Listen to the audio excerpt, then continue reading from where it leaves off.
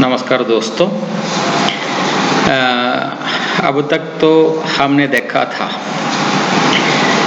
शिक्षण की गतिविधियों के बारे में, 5 गतिविधियों के बारे में 2 कक्षा पहले जो आपको जो सूचनाएं दी गई थी उसमें जिक्सो कार्य, सूचना अंतराल कार्य, समस्या समाधान कार्य, निर्णय लेने का कार्य, राय विनिमय का कार्य, 5 गतिविधियों के बारे में हमने देखा था। ये 5 गतिविधि 5 प्रकार की गतिविधियां हैं। इनमें जिक्सो कार्य के बारे में हमने जानकारी प्राप्त कर ली है। सूचना अंतराल कार्य के बारे में भी जानकारी प्राप्त कर ली है हमने। अब हम देखेंगे समस्या समाधान का कार्य। समस्या समाधान क्या है? समस्या माने प्रॉब्लम, समाधान सॉल्यूशन। छात्र के लिए जब हम सीखने के लिए कुछ देता है तो वो छात्र के लिए एक समस्या है, नई समस्या है।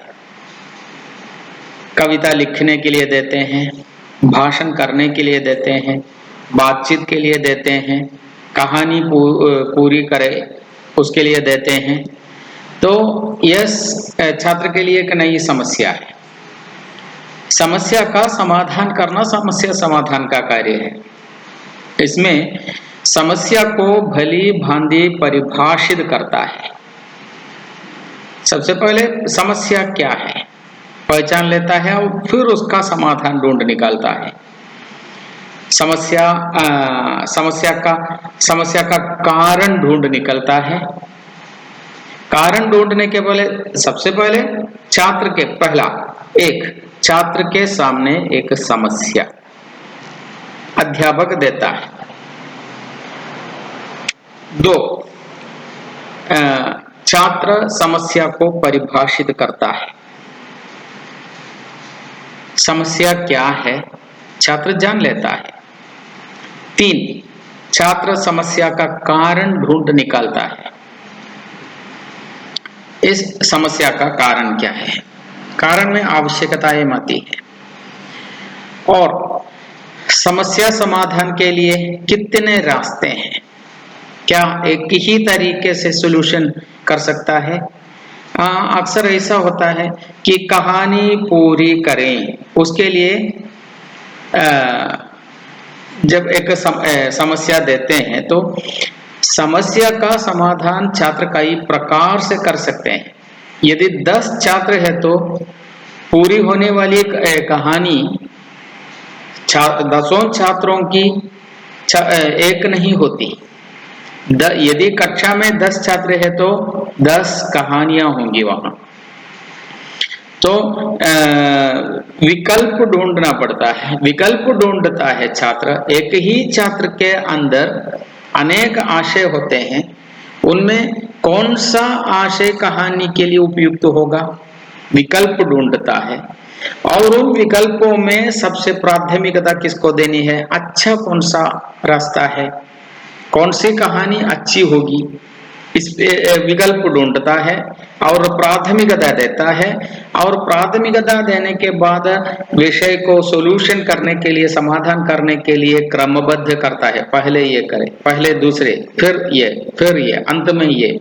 इसी प्रकार क्रमबद्ध करना चाहिए और समाधान को अमल करना चाहिए। समस्या समाधान के कार्य में देखने की एक बात यह है कि समस्या का समाधान छात्र स्वयं ढूंढ निकलता है, अध्यापक की सहायता से नहीं। अध्यापक केवल एक मेंटर का काम करता है, निरीक्षक का काम करता है। समस्या का समाधान छात्र ढूंढ निकालता है, छात्र ही रास्ता निकलता है। समस्याओं का सामना वो स्वयं करता है। समस्या देते समय छात्रों से कुछ अपेक्षाएं हैं। छात्र समस्या को देखें,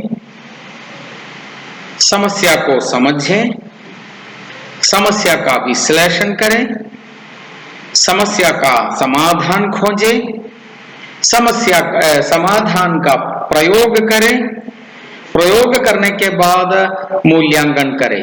समस्या का समाधान तो मैंने किया, समाधान कहाँ तक सफल हुआ, यह मूल्यांकन है। कहाँ मेरी असफलता है, यह मूल्यांकन है। और उस विषय के बारे में समग्र एवं पूर्ण जानकारी प्राप्त करें। यह समस्या समाधान का कार्य है। अर्थात छात्र को क्या करना चाहिए? छात्र को समस्या देखनी चाहिए, छात्र को समस्या समझनी चाहिए, छात्र समस्या का विश्लेषण करना चाहिए, छात्र विश्लेषण करके उसका समाधान ढूंढ निकालना चाहिए, समाधान ढूंढ निकालने के बाद उचित समाधान को अनुप्रयोग करना चाहिए, काम में लाना चाहिए।